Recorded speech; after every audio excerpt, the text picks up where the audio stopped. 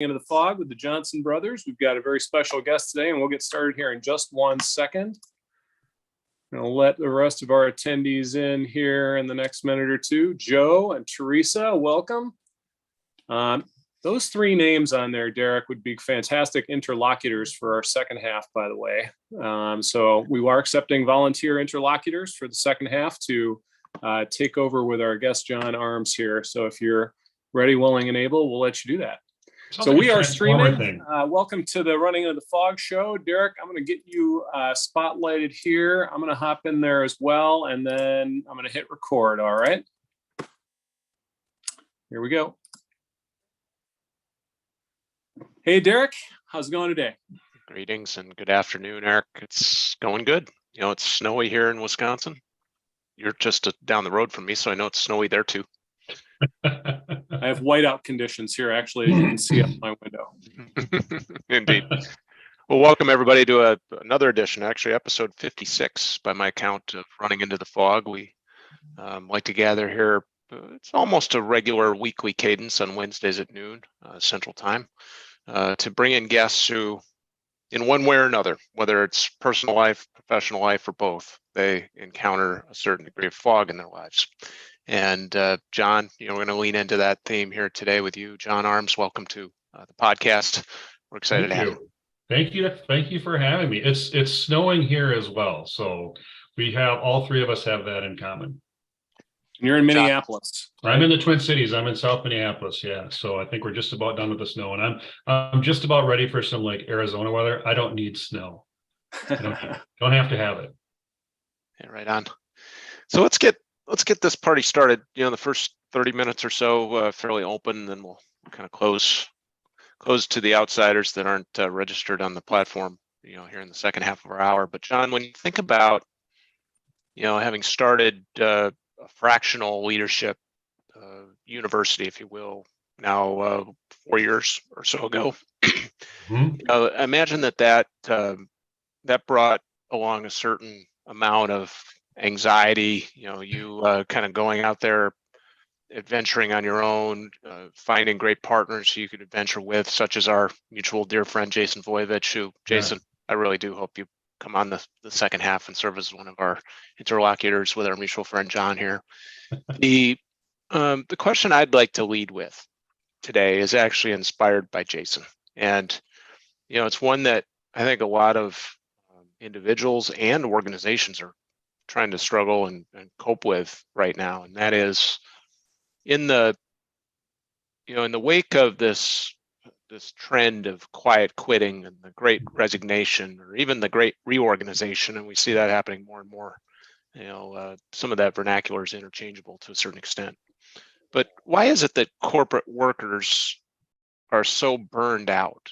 And is that a new thing? Is that a COVID thing, or is that a phenomenon that's been brewing for a while? And where does your venture or co-venture through Voyageur University really come in, Sure, as it relates to that? Yeah. Well, that's a really full, rich question, and I can't wait to attack it. We provide the relief for all of that, but you said something. It has been brewing for a long time. It's often thought that COVID is the trigger for that, but that's not actually so.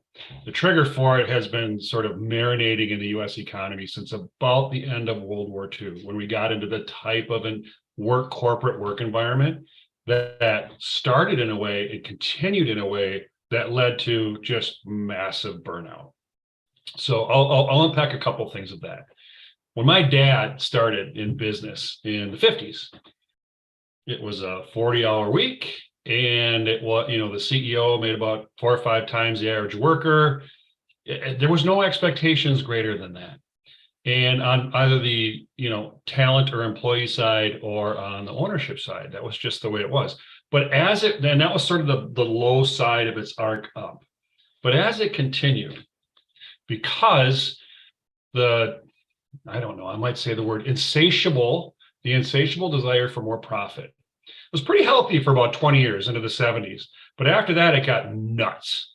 Like, yep, we want more profit, which means we want more of our people's time so we can charge more and make more. So now, of course, it all led to we're going to reach into your weekends. Here, have a computer and a phone. You can work before you go to work, and you can work after you go to work. Here, you're hopping on an airplane. Let's get Wi-Fi on those airplanes so you can work there. You're going on vacation. Well, make sure you bring that laptop. Work followed us everywhere. And it was technology made it very easy to do so. But you can't do that if you're a dairy farmer. You can't just, work in the agricultural sort of society we lived at. It was there was clear boundaries. But in a technology society, the boundaries are not very clear. And that was taken advantage of. And to the great, some would say, economic progress of the American work engine, but somebody was on the demise side of that. And that was the worker, because the weekends went away and the time with the kids went away and the family time went away and the vacation got eaten too. And so when you sort of step back and notice that, okay, COVID paused all that, and two things happened. One, psychologically, we very quickly came to grips with our own mortality. We might not wake up tomorrow. This COVID thing might end it all for me. So I'm really going to focus on what's really important to me. And then two, which is more of the business side of it, is it looks like I didn't need to be in the office anyway. I didn't need to work weekends anyway. I didn't have to work on the airplane. I'm doing just fine with an $800 Dell and a phone. In fact, I'm getting some of what I've always wanted back. So I think COVID gave us the pause that provided us to look at the lens on that and say, can I swear on the show? If I can. It's BS. It's, this is all BS. It's like I got totally taken advantage of. Maybe I allowed it to happen. Maybe it was intentional. Maybe it wasn't. But the net outcome is the net outcome. And people are revolting against that. And that's why people quiet quit. That's why people quiet resignate. I think what really, really put sort of the icing on the cake on that in this last 2 years, when we realized just how much largesse happened because of workers' effort. We're talking CEO compensations we can't even comprehend. We're talking, stock shares. 99% of the world just can't get their arms around the numbers that are around that. And what people are saying is somebody won, and it's about 10 people, and somebody lost, and that's about 350 million people. And so that's created a new norm. That's a long answer to a short question, but those are some of the dynamics at play. How it relates to the other part of your question, how it relates to Voyageur is, we're the relief mechanism for that. Is, what? Screw it. My destiny was not determined by myself. I went to work for a company. My destiny was determined by the success or failure of that company. All of a sudden, that didn't work out so well. Layoff, cut, you're not getting, the top is thin, only 5 or 6 people are going to get equity. Everybody else is just, you're gone, right?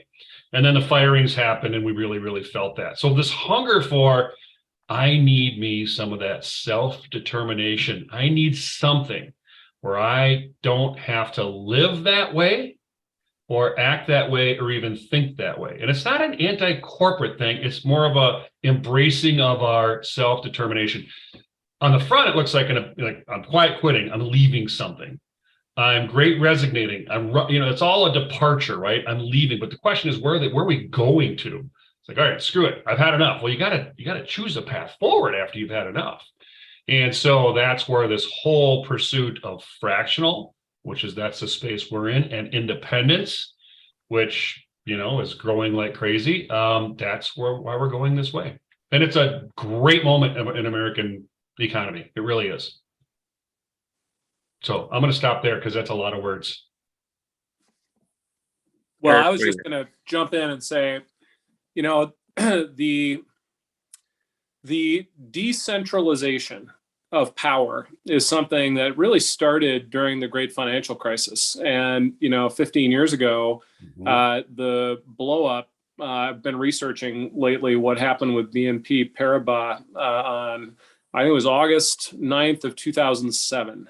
That is the technical date when globalization started reversing. Now we see it becomes visible now. when, we have no PPE for our medical folks and half our, pharmaceuticals are made in China. And we're wondering, boy, do we need to reshore all this stuff? Hey, by the way, where's our semiconductors coming from? Aren't they all made? Hey, they're all made offshore.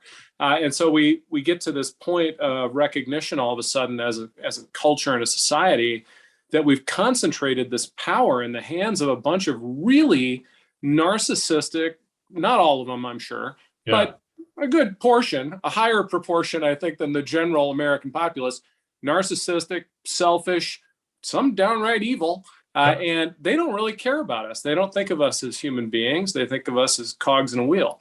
And what I see happening with Fractional is a recovery, a seizure of the economics behind productivity itself. And I'll use Jason Voiovich, since Derek took his name in vain once already today. I'll do it a second time, and I think you did as well, John. So he better come on as an interlocutor in the second half just to defend himself. That's right. But I'll cite Jason Voiovich as someone that I was mentioning we have a long professional collaborative relationship with. But frankly, we couldn't afford Jason Voiovich as our chief marketing officer. He's too talented. So we can afford 20% of Jason Voiovich as our chief marketing officer, and he can do all the chief marketing officer things that Aurora WDC needs to have done, and then some. And we don't have to actually pay him what he's worth, to be quite candid. Now, that's not to say that in aggregate, he doesn't earn a fantastic, financial reward. I'm sure he does. But the change of the economic structure of how productivity itself gets done, I think, is what's most exciting to me. And what you've been doing with Jason these last 4 or 5 years is now you're propagating that. You're challenging people who are unhappy in these sort of tedious, drudgerous, almost sort of toxic corporate roles they found themselves stuck in to break free and to give them, well, we can start cussing in the second half for unspeakable, but you know exactly what I mean. You said a really good word there, and as there's a reseizing or a seizure of self-destiny. And this week, these last 2 weeks particularly, some things have come to light, and it just happened these last couple of days with Elon Musk, and now what's going to happen with Bezos. They're going to do some layoffs. They already have, and you have to ask yourself, do I want my fate tied to not only that person, that type of person, that thinking? And if I have to, I guess it's so. But what if I don't have to? What if I don't have to tie my fate to the, as you described, sort of that narcissistic, we've got all the money, we'll make all the decisions. And honestly, money doesn't make you a good decision maker. Twitter has proven that. And the same thing, I mean, it's proven again and again. And what people are saying is, no, I don't want my fate tied to that. Not just Elon, right? That mentality. I have more to contribute to this world. I want to help more. And I can't help Twitter. I can't help absorbed companies continue to do more self-absorbing. But I can help companies that add some value to the world, that can do things, that can grow, that can innovate, that can just do these amazing things. And quite honestly, there's about 30 million of them in the United States. It's the middle of the market. All the places where the big companies are now, at one point, were some idea in a garage. That's sort of the American fable, right? And what Fractional has done, and a reseizure of my time, has said, hey, you've got a great idea, and you've got great talent. Let's put them together and grow and advance and not have what we've had for 75 years. You come in here and I'll overstretch our budget and pay you $300,000 a year. And all you're going to do is sit in our office and, quite honestly, you don't need to work that much because you put in your time. Your wisdom is worth way more than your time right now. So all these dynamics are coming into play in this reseizure of my time and my own self-determination. And then there's this embracing of it from the hiring side. It's amazing. You're a company that's like millions of others, and that is, not only do I not want this person as my CTO, CIO, full-time around here all the time, not only for economic reasons, we just don't need it. COVID shows they're a pretty productive person with all that experience and a laptop and a little bit of time. And so the whole thing is shaken up, and it's to the betterment of our society. And I'll tell you why. The amount, this is my prediction, the amount of innovation that has been stagnant inside of corporate halls has been unleashed because of fractional. And that means the people who can be fractional, it's like a dog let off leash at a dog park. Like, open the gate and out they go. They're excited and they're happy and it's awesome and there's no leash and it's fantastic. And you could never do that at a Fortune 5. You're stuck by and large. At the other side of it is those catching and utilizing that talent. Like, oh, we just can't afford this person, or we just can't get to it, our corporate structure. How about some outside energy that is super high energy, super wise, super talented, knows stuff that we don't know, that we can bolt onto this organization and we can all grow. We can go up and to the right. So I think that is going to create just a ridiculous amount of innovation, which will mean productivity here on our shores over the next 10 or 15 years. I don't even think we're only at the very, very tip, but Jason, I still, the idea of fractional, if you were to look up fractional a year ago, it would have had to do, Google would have said, fractional is how you measure fluid in a distribution model and some sort of tool in an airplane thing. It's only now like a term in the vernacular. When Jason and I started this, was like gig work. Wait, it's consulting. Well, it's not really consulting. Well, it's freelance. Well, it's actually not really freelance. We're just getting to like a vernacular where we can talk about this dynamic. So change takes time, but boy, is it exciting. And boy, is it just there are so many people dying to rewrite their next chapter, but they know replacing their current job with a similar one in the same sort of, what would you call it? So the same sort of work culture isn't going to write that next chapter. It's just going to repeat the last chapter, and nobody wants that anymore. So yeah, we're in for some good times with all of this fractional stuff. John, I have a question for you. Yes. Maybe it's inspired by the idea that could or should there be a fractional chief intelligence officer in an organization someday? So set that aside for a second. Okay. Mm-hmm. I'll invite you to respond to that notion here in a minute. But aside from that, what roles inside of a company, small, medium, or large, and I know there's going to be a size bias on your answer most likely. Mm-hmm. What roles are you bewildered as to why they haven't embraced fractional to date? Are there any? And where do you see those opportunities to kind of move the needle? Again, size bias included. Sure. What's out there, in terms of opportunities for fractional roles in the future that may not have been embraced as of November the 16th of 2022? Sure. The one of the first ones, it does stump me a little bit that there aren't fractional chief executive officers.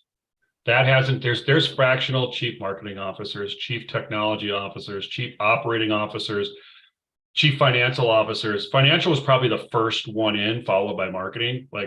That's a good model that fits, right? And now it's sort of like, kind of, you can think about just almost fractional anything and it fits. But the two I think you're talking about, chief information officer and chief executive officer, it's so funny when you think about it. When a company is struggling, we need a new CEO. We need some outside thinking.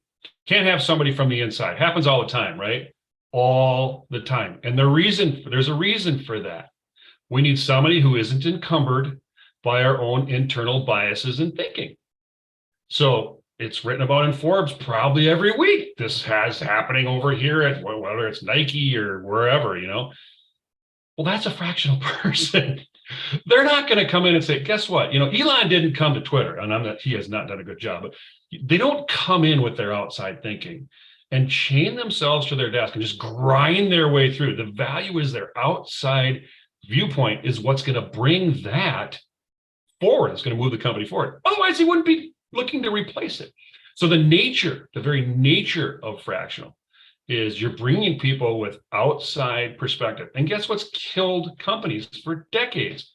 inside perspective. We can't get outside of our own box. Companies, they will tell you this all day and every day. We just can't get any fresh thinking here. We're too big. We're too siloed, all sorts of things. So you get some outside viewpoint. That's what makes fractional so good and useful and attractive to companies. And as a fractional professional, it's fantastic, right? Because your company's like, hey, I don't need you to report your time. I need you to point to the 3 different bear traps that are ahead of us that we can't see. Whether it's ops or IT or finance. Second part of what you talk about, absolutely a chief information officer. When you think about the kind of information that is going to move a business or an idea forward, it's either going to be in distilling what you have or something from the outside. Now, are you going to be very good at doing that at a company? It's probably spread across a couple people trying to do it. But when you think about information and data and its role in advancing a cause, a mission, or a business, and having someone who is fresh and energetic and skilled and has viewpoint on that, there should be chief information officers. Absolutely, there should be chief information officers. Part of the struggle is still some companies are looking at that as like, how do they step and repeat the way we do things? And that doesn't fit, and that's not the reason you hire somebody who's fractional. How do we break out of our own skin so we can grow? Like a snake or a crab. I think both those things do that, now that I think about it. Crabs, snakes, lobsters, you got to break out of that skin, right? Otherwise you get stuck. So yeah, I think there should be chief information officers. And it makes me think about it. We got 270, 80, I don't know, some big number of wonderful fractionals in our community. And I'm just wondering how many come from, we got CTOs. We could probably have a few that come from a CIO place. Time to talk to them a little bit more. So that was actually going to be my next question is what percentage are fractional CMOs versus all others? Since you and Jason are both really fractional CMOs, we come from marketing. Yeah, we come from marketing, good, bad, or otherwise. We started it actually just for marketers, and then we started to get people subscribing to the community and saying, but you're an ops person or you're from finance. What are you doing here? And people are saying, there was no other path for me to go fractional or independent. It just didn't exist. Why is that? Well, I worked for 30 years over here and they didn't have any interest in training me to be independent. It was quite the opposite.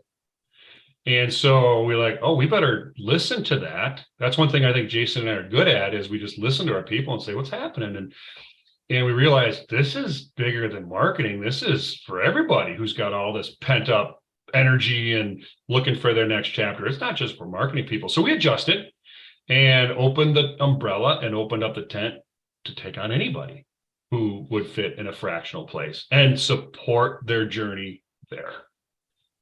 Nice. What is the percentage? Okay, good question. We're probably spread pretty evenly now, I would say. Early on, it was marketing and finance. Shortly after, we got a ton of people from ops that come from operations. The whole EOS thing has moved a lot of people into ops. We got a ton of people who are like chief sales officers. Very, very, very good fractional model as well. More lately, we've seen more chief HR, fractional HR people. That's been emerging quite a bit in the last few months or last year. Technology has always been pretty stable, but a lower percentage. We got plenty, but it moves at a kind of a more predictable pace. So for whatever reason, but yeah, I think we represent. Like when you think of all the chairs in an organization, all the seats, all the butts and seats that would be in a leadership part, I think we represent all of them now, unless a new one gets created. Derek, do you have a question? Because I have a follow-up to that and an announcement to make at this point in the show. Yeah, are you seeing this anonymous attendee question in the Q&A? I am not. We should get to that. We should get to that at some point, but why don't you go first? Here it is. All right. So I want to make a quick little marketing announcement, actually, speaking of marketing. And that is, you see 2 QR codes on your screen in front of you, everybody. The first one you see has no logo in the middle of it. That's called a POAP, a Proof of Attendance Protocol token. It's a Web3 token that allows you to gain access to privileges later that we may make available to those of you who took the time to attend these things. So scan that, claim it. The POAP mobile app is the way I do it. There we go. I don't know if there you go. I claimed my unthinkable POAP here a couple of minutes ago, but while Derek and John were talking. And then the second QR code you see on your screen, scan that if you want to stay here past the bottom of the hour, because in about 5 minutes, we're going to say goodbye to the folks who are streaming on social, and you're going to have to join the actual webinar bridge. If you want to do that, you got to scan the logoed QR code. It'll take you to a page you can register, and then you can hop on the real bridge, because the fun starts about 5 minutes from now when we open up to our interlocutors from the audience who are going to jump in. We're going to turn John over to them, and man, it's a free for all. 80 bar the door. Yeah, exactly. So quick marketing announcement. My big question was, and then Derek, you take this from John on his response. How many different, is it clients that you call them? What's the average number of outside fractional clients does a CXO serve? I think 4 is probably the average. It's about 4, and you want some math around that. So you can take on about 4 clients, because you really don't sell yourself by day part. So like, well, 4 clients equals 4 days, because client needs don't just live inside of 1 day, and your ability to solve them does not live inside of 1 hour. Sometimes it lives inside of 1 minute. So 4 clients is a good mix. The economics are good. That's a couple $100,000 a year in revenue, so that's great. The opportunities are good, because with that becomes, oftentimes comes equity and board roles and all that kind of fun stuff. So 4 is a good number. 3 is healthy. 3, if you have 3 or even 2, hey, you got more time for family, more time for fishing, more time to build a deck off the house, and still making really good money, and you're actually very satisfied. Satisfaction is the big thing. It's like, this is on me. This is my own self-determination here. This is on me, and I love it. And it's 6 or more. The finance people tend to take on more. They're very good at it. Some of them tell me, some of the work they do is somewhat programmatic, so that allows them to take on more. But 4 is healthy for everybody, healthy for the client. And yes, they're referred to as clients, and healthy for the practitioner, for the fractional pro. I had 6 at one time, a little nutty. How do when you just finished, John, talking about the 1970s and 80s being the advent of this, hey, take your cell phone on vacation, your laptop on vacation, you can work before work and after work, that type of stuff. Right. In that model, how does one balance, if you're a fractional leader like that, how do you balance, having so many clients where it's not, to your point, a day part, right? And is it just that the energy of serving different types of businesses and different colleagues and different types of leaders in these businesses allows you to kind of break free from the doldrums of serving just one inside a business? Does that have a lot to do with it, I would imagine? It has more. The successful application there is cadence. When you have clients, you very quickly recommend, let's get on a cadence. Let's meet every week for an hour. Let's meet every week for 2 hours, or some cadence, right?